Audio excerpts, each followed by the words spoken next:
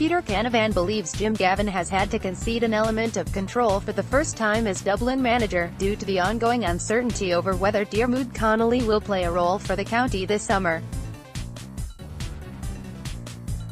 Questions over Connolly's availability are unlikely to dissipate as long as he is away from the inter-county scene. Despite that, the Tyrone legend still believes that any manager would be foolish to put a line through his name at this stage of the season. Gavin dealt with the issue last week when confirming that the player had not been available for selection of late, while adding that the door remained open. Connolly duly returned to action with St. Vincent's when coming off the bench for their hurlers in a league game.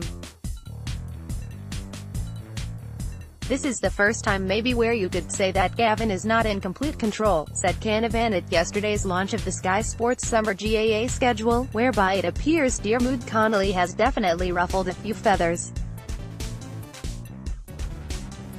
Up until that, Dublin has been so well marshalled, coordinated and organized. Very little was getting out of the camp. That comes with winning, and they've been so successful, but if there is any team can cope with it, and has the personnel and depth, it's probably Dublin. Still, having Connolly to hand would be useful. The Aragil Kieran man referenced the crucial contribution Stephen O'Neill made to Tyrone's All-Ireland final defeat of Kerry 10 years ago, having retired and been persuaded back by Mickey Hart.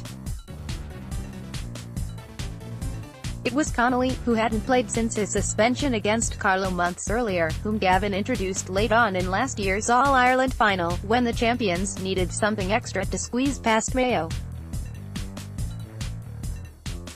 Diarmuid Connolly argues with linesman Kieran Brannigan against Carlow in 2017. It appeared things maybe weren't going that well behind the scenes, but he still turned to him when he needed him most. When Dublin needed to win a free in the dying seconds of the game, it was Diarmuid Connolly that did it. What team couldn't do with a player of his skill and class? So, if he doesn't play, that's a loss to them.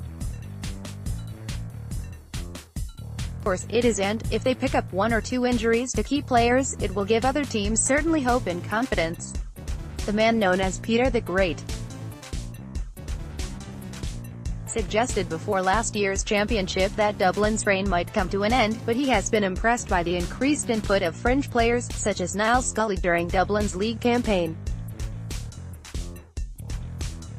What competition the Dubs will face this summer will be more apparent on the back of Sunday's meeting between Mayo and Galway in Castlebar, given the long resistance put up by the former and the emergence of the latter as a force. Mayo again approached the championship with questions around their ability, appetite, and age, but Canavan sees potential in a side bruised by the battering inflicted by Galway in the league. There has to be a response from Mayo in some shape or form. Win, lose or draw this weekend, he sees Mayo marching deep into the summer again.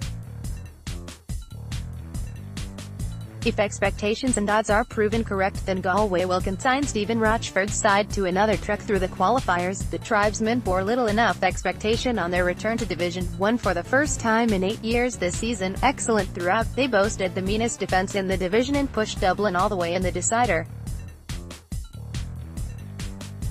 It was only natural that, as the one new voice in a management team entering its fourth year, Paddy Tally's role would be singled out for inspection, though Canavan dismisses the idea of the Tyrone man as a strict devotee of blanket defences and quick counters.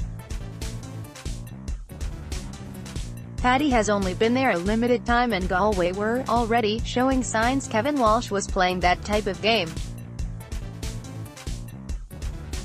Paddy has so many qualities to bring to a setup, not just getting them to play a counter-attacking style of football. Kevin Walsh knows what he is doing. He knows what Paddy Tally can bring. Can't blame Tyrone for Galway's style of football.